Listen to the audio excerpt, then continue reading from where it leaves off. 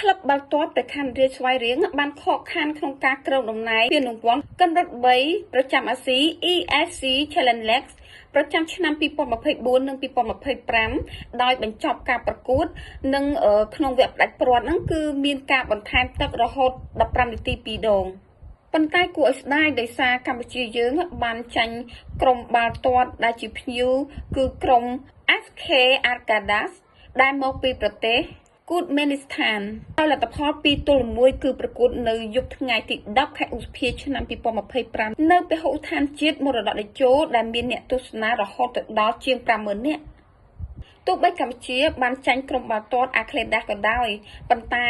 គ្រូបង្វឹករបស់កម្ពុជានៅតែគាំទ្រកូនក្រុមរបស់គាត់គឺកូនក្រុមរបស់គាត់ធ្វើបានល្អហើយទោះបីជាយ៉ាងណាក៏ដោយគ្រូបង្វឹករបស់ប្រខណ្ឌរាជស្វាយរៀងនៅតែអះអាងថាកូនក្រុមរបស់គាត់គឺធ្វើបានល្អហើយ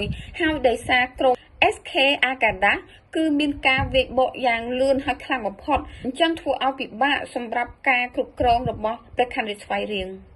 ហើយនៅពេលដែល30នាទីដំបូងក្រុម SK Arkadas បានស៊ុបចូលមួយគ្រាប់ដំបូងគឺធ្វើឲ្យកម្ពុជាពិបាកតាមស្មើមែនទែនប៉ុន្តែនៅតែអាចតាមស្មើបានប៉ុន្តែរហូតទៅដល់ថែមម៉ោង15នាទី2ដងនេះគឺធ្លួយធ្វើឲ្យ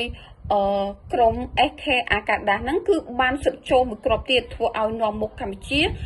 2-1តែម្ដងចឹងធ្វើឲ្យក្រុមអាកាដាសហ្នឹងគឺបានឈ្នះកម្ពុជាទាំងស្រុងតែម្ដងរហូតដល់បន្ថែម15នាទី2ដងគឺកម្ពុជាមានឱកាសច្រើនមែនទែនប៉ុន្តែនៅតែមិនអាចសម្រេចបានរហូតទៅដល់នាទីចុងក្រោយនេះគឺធ្វើឲ្យក្រុម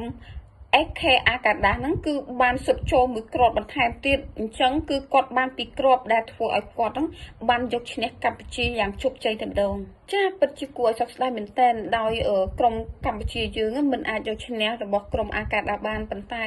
អ្វីដែលសំខាន់គឺកម្ពុជាយើងបានប្រឹងប្រែងអស់ពីសមត្ថភាពហើយគឺគាត់មានការប្រកួតយ៉ាងស្វិតស្វាញមែនទែនហើយមានឱកាសច្រើនក្នុងការស៊ុបចូលប៉ុន្តែនៅតែមិនអាចសម្រេចបានដូច្នេះហើយសង្ឃឹមថាលើកក្រោយទៀតកម្ពុជានឹងមានឱកាសច្រើនទៀតសម្រាប់ការប្រកួតនិងយកឈ្នះក្រុមផ្សេងៗទៀតអញ្ចឹងបើសិនជាបងប្អូនមានមតិយោបល់អីអាចខមមិននៅក្នុងវីដេអូនោះបានអរគុណច្រើនជម្រាបលាបាយបាយ